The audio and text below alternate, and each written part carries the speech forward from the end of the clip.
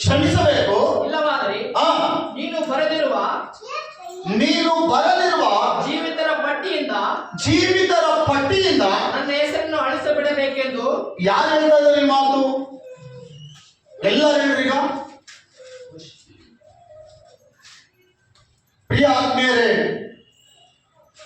ಈತನ ಸಮರ್ಪಣೆ ಏನು, ಈತನ ಡೆಡಿಕೇಶನ್ ಏನು, ಎಲ್ಲರೂ ಮೋಸೆಗೆ ಆಗ್ಬೇಕಂತ ನಾನು ಹೇಳ್ತಾ ಇಲ್ಲ. ಏನು ನಮ್ಮ ದೈವಿಕವಾದ ಆತ್ಮೀಯ ಜೀವಿತ ದೇವರು ಅನುಗ್ರಹಿಸಿದನಲ್ಲ, ಈ ಜೀವಿತವನ್ನು ಕೊನೆಯವರೆಗೆ ಕಾಪಾಡುತ್ತಾ, ನಮ್ಮ ಕುಟುಂಬಗಳಿಗಾಗಿ ನಾವು ಕೃಷಿ ಮಾಡುತ್ತಾ,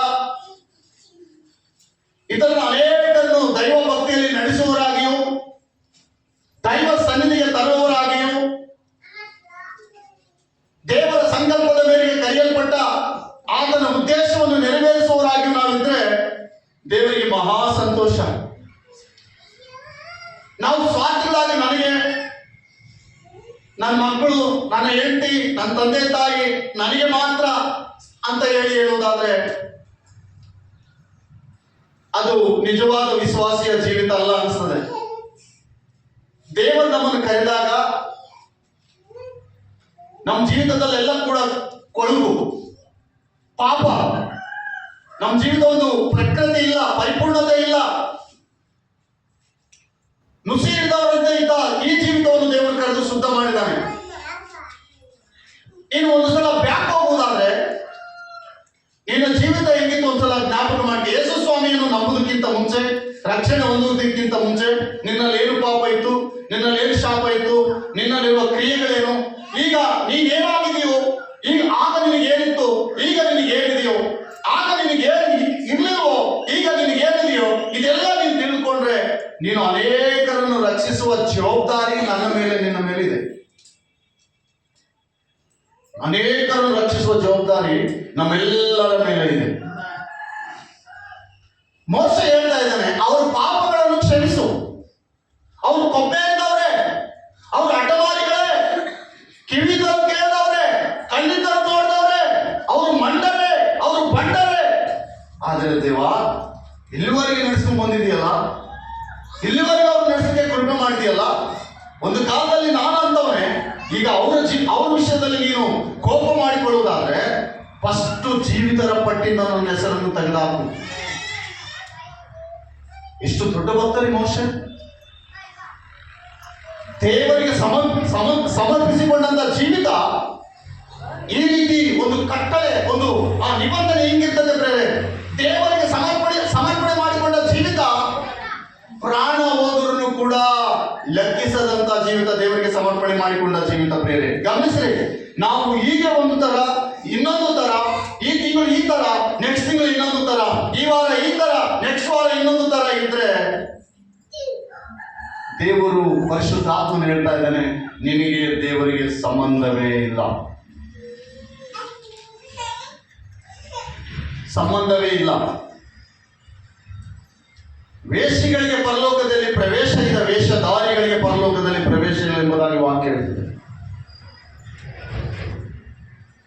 ಗಮನಿಸ್ರಿ, ಅತ್ಯಧಿಕವಾದ ಆಶೀರ್ವಾದ ನಮಗಿದೆ, ಅತ್ಯಧಿಕವಾದ ಭಾರ ಕೂಡ ನಮಗಿದೆ.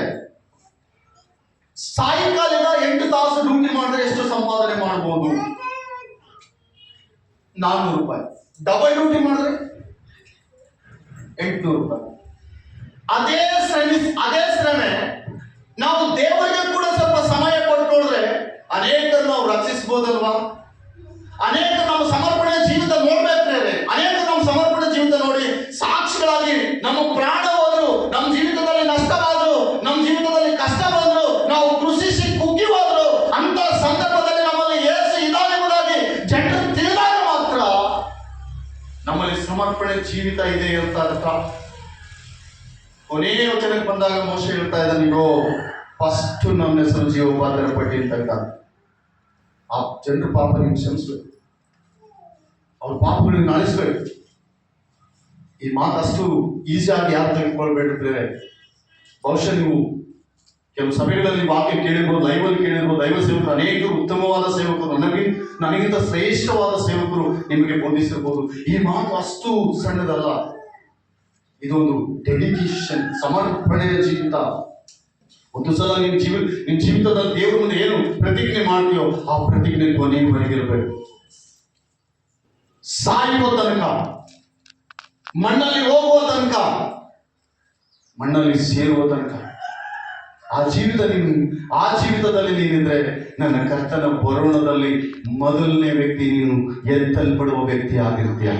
ನೆಕ್ಸ್ಟ್ ಎರಡನೇ ಮರಣಕ್ಕೆ ದೇವರು ನಿನ್ನನ್ನು ಒಪ್ಪಿಸದೆ ತನ್ನ ಕೈಗಳಲ್ಲಿ ನಿನ್ನನ್ನು ಎತ್ತಿಕೊಳ್ಳಲಿಕ್ಕೆ ಆತನು ಸಿದ್ಧವಾಗಿದ್ದಾನೆ. ಗಮನಿಸಿದ್ರ, ಎರಡನೇ ಮರಣ ಇದೆ, ಹಾಗೆ ನಮಗೆ ಪರಲೋಕ ಕೂಡ ಇದೆ. ಎಲ್ಲ ಹೇಳ್ರಿ, ನಮ್ಗೆ ಏನಿದೆ ಹೇಳ್ರಿ?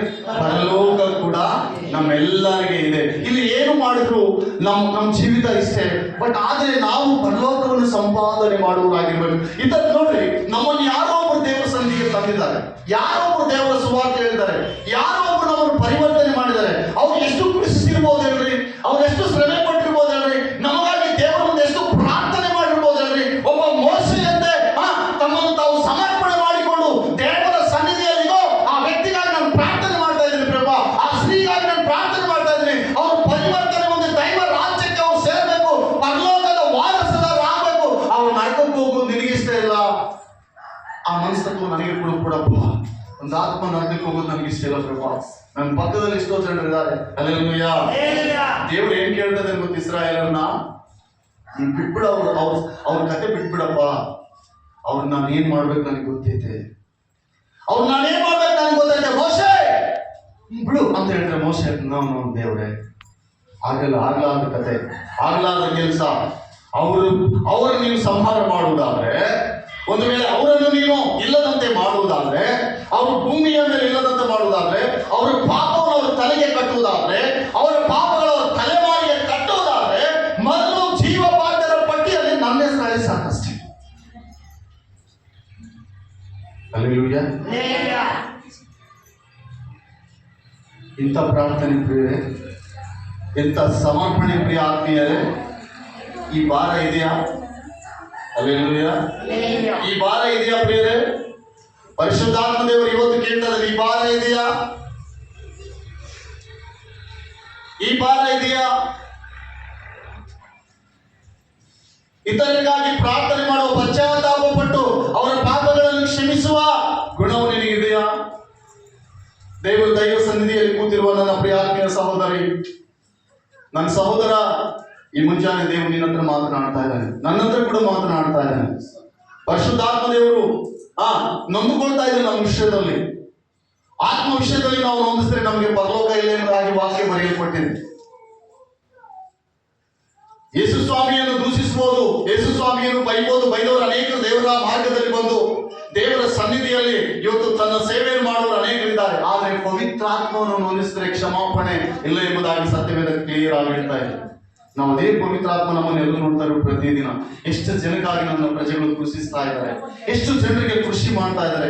ಈ ತಿಂಗಳಲ್ಲಿ ಎಷ್ಟು ಜನರಿಗೆ ಕೃಷಿ ಮಾಡಿದ್ದಾರೆ, ಎಷ್ಟು ಜನರಿಗೆ ನನ್ನ ಕುರಿತು ಹೇಳಿದ್ದಾರೆ, ಎಷ್ಟು ಜನರನ್ನು ದೇವರ ಸನ್ನಿಧಿಗೆ ಸಮೀಪ ಮಾಡಿದ್ದಾರೆ, ಎಷ್ಟು ಜನರನ್ನು ನಾವು ಪಡುವ ಸಂತೋಷದಲ್ಲಿ ಕರೆದುಕೊಂಡು ಸಂತೋಷಿಸ್ತಾ ಇದ್ದಾರೆ. ಪ್ರೇರೆ ದೇವರಿಗೆ ನೋಡಲ್ವಾ? ಒಬ್ಬ ಮೋಶ ನಾವು ಆಗ್ಬೇಕು.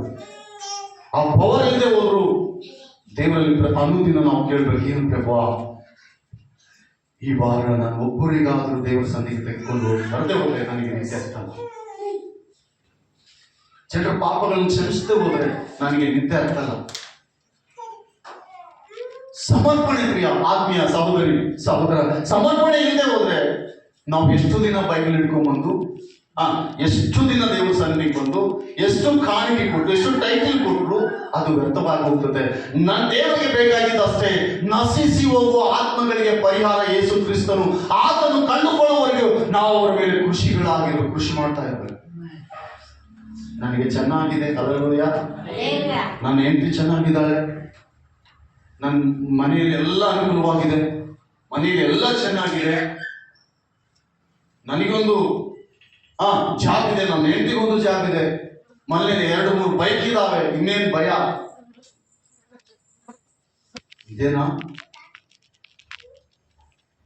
ಪ್ರಿಯ ಆತ್ಮೀಯರೇ? ದೇವರು ನಮ್ಮನ್ನು ಇದಕ್ಕೆ ಕರೆದಿದ್ದು, ಇದಕ್ಕೆ ನಾವು ಇದಕ್ಕೆ ನಮ್ಮನ್ನು ದೇವರು ಕರೆದಿತ್ತಂದ್ರೆ ಇದನ್ನೇ ಮಾಡ್ರಿ ಬೇರೆ ತೊಂದರೆ ಇಲ್ಲ. ದೇವರು ನಿಮ್ಮ ಹತ್ರ ಅದೇ ಸಾಕಪ್ಪ ಅಂದ್ರೆ ಅದನ್ನೇ ಮಾಡ್ರಿ. ಈ ಲೋಕವನ್ನು ಸಂಪಾದನೆ ಮಾಡಬೇಕು ಅಂದ್ರೆ ಅದನ್ನೇ ಮಾಡಿ ತೊಂದರೆ ಇಲ್ಲ. ಆದ್ರೆ ಈ ಲೋಕ ತುಚ್ಛವಾದದ್ದು ಅಂತ ಹೇಳುವುದಾದ್ರೆ ಪರಲೋಕ ಸಂಪಾದನೆ ಮಾಡು, ಅನೇಕರು ಸಂಪಾದಿಸಿಕೊಳ್ಳಿಕ್ಕೆ ಮಾರ್ಗ ತೆಗಿ. ಅನೇಕ ಸಂಪಾದನೆ ಮಾಡಬೇಕು. ಪರಲೋಕ ರಾಜ್ಯ ಸಂಪಾದನೆ ಮಾಡಿಕೊಳ್ಳಿಕ್ಕೆ ನೀನೊಂದು ಮಾರ್ಗದರ್ಶಿ ಆಗಿರ್ಬೇಕು. ಅವ್ರು ನಡೆಸುವುದಕ್ಕೆ ಒಬ್ಬ ನಾಯಕನಂತ ಇರ್ಬೇಕು. ಅವ್ರಿಗೋಸ್ಕರ ಪ್ರಾರ್ಥನೆ ಮಾಡಲಿಕ್ಕೆ ಯಾವಾಗಲೂ ರೆಡಿಯಾಗಿರ್ಬೇಕು. ಎಲ್ಲಿವರೆಗೂ ನಿನ್ನ ಜಾಬ್, ಎಲ್ಲಿವರೆಗೆ ನಿನ್ನ ದುಡ್ಡು, ಎಲ್ಲಿವರೆಗೆ ನಿನ್ನ ಆಸ್ತಿ, ಈ ಲೋಕದವರಿಗೆ ಭೌತಿಕ, ಈ ಲೋಕದವರಿಗೆ ಅಷ್ಟೇ. ಒಂದು ಸಡನ್ ಆಗಿ ಒಂದು ಕಾಲು ಕೈ ಬಿದ್ದೋಯ್ತಂದ್ರೆ ನೀನ್ ಏನ್ ಮಾಡಕ್ಕಾಗಲ್ಲ, ನಾನು ಏನ್ ಮಾಡಕ್ಕಾಗಲ್ಲ, ಕದಲಿಕ್ಕೆ ಕೂಡ ಆಗಲ್ಲ, ಮುಂದಕ್ಕೆ ಹೋಗ್ಲಿಕ್ಕೆ ಕೂಡ ಆಗಲ್ಲ. ಅವಾಗ ನೀನು ಅವಕಾಶ ಕೇಳ್ಬೋದು, ಪ್ರಭುವಾ ಈ ಕಾಲು ಕೈ ಸರಿ ಮಾಡ್ಬಿಟ್ರೆ ಮತ್ತೆ ನಾನು ಸುವಾರ್ತೆ ಹೇಳ್ತಂದ್ರೆ ದೇವ್ರು ಹೇಳ್ತಾನೆ, ಕೊಟ್ಟ ಅವಕಾಶ ಸಾಕಪ್ಪ, ಕೊಟ್ಟ ಅವಕಾಶ ಸಾಕಮ್ಮ ನಿನಗೆ. ಅವಕಾಶ ಕೊಟ್ಟಾಗೇನು ಅಂತ ಹೋಗ್ತಿದ್ದಿ. ಅವಕಾಶ ಇದ್ದಾಗ ಸಭೆ ಕೂಡ ಬರ್ಲಿಲ್ಲ.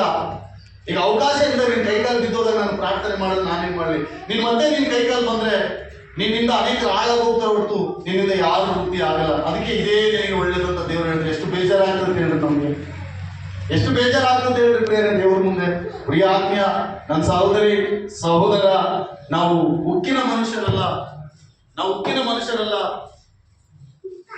ಕಂಡ ಮಾಂಸವುಳ್ಳವರು, ದೇವರ ನಿರ್ಮಾಣ ಮಾಡಿದಂತ ದೇವರ ಪ್ರಜೆಗಳು.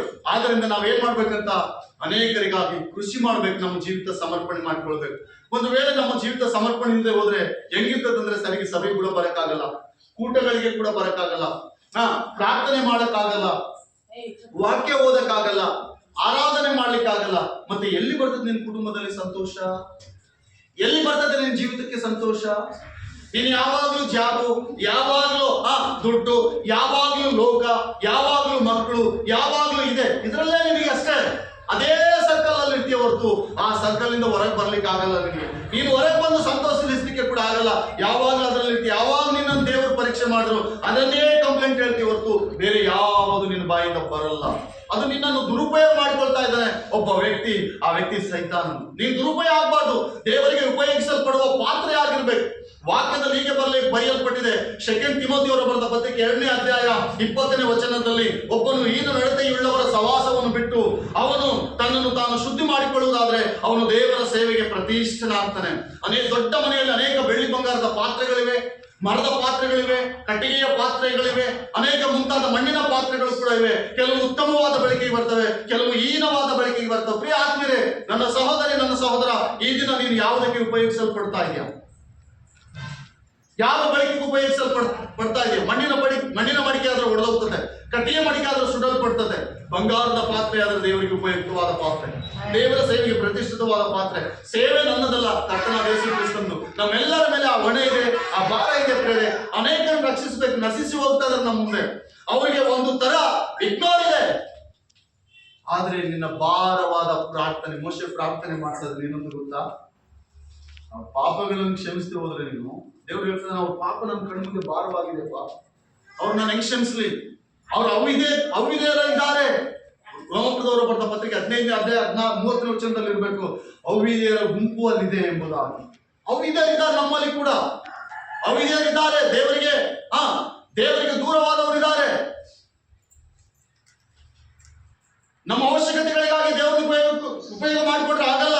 ನನಗೆ ರೋಗ ಬಂತು, ನಿವಾರಣೆ ಮಾಡು, ಆಯ್ತು, ಮತ್ತೆ ಯಥಾಚಿತ ಮತ್ತೆ ಹೆಂಗೆ ಲೋಕದಲ್ಲಿ ಇರ್ತೋ ಅದೇ, ಲೋಕ ಏನ್ ಮಾಡ್ತೋ ಅದೇ. ನನಗೆ ಆರೋಗ್ಯ ಕೊಡು, ಆರೋಗ್ಯ ಕೊಟ್ಟರೆ ಮತ್ತೆ ಲೋಕದಲ್ಲೇ ದೇವರ ನಾಮ ಮಹಿಮೆ ಪಡಿಸಲ್ಲ. ಈಗ ಅನಾರೋಗ್ಯ ಬಂದಾಗ ದೇವರೇ, ಒಂದು ಮಾತಿದೆ ಕನ್ನಡದಲ್ಲಿ ಗಾದೆ, ಸಂಕಟ ಬಂದಾಗ ಏನ್ ಮಾಡಕ್ಕಾಗಲ್ಲ. ದೇವರು ನಿನಗೆ ಕೊಟ್ಟು ನೋಡಿದ ದೇವರು ಅವಕಾಶ, ನಿನಗೆ ಸಮರ್ಪಣೆ ಮಾಡಿದ ದೇವರು ಎಷ್ಟೋ ದಿನಗಳು ಕೊಟ್ಟಿದ್ದಾನೆ, ಎಷ್ಟೋ ವರ್ಷಗಳು ಬದುಕಿಸಿದ್ದಾನೆ.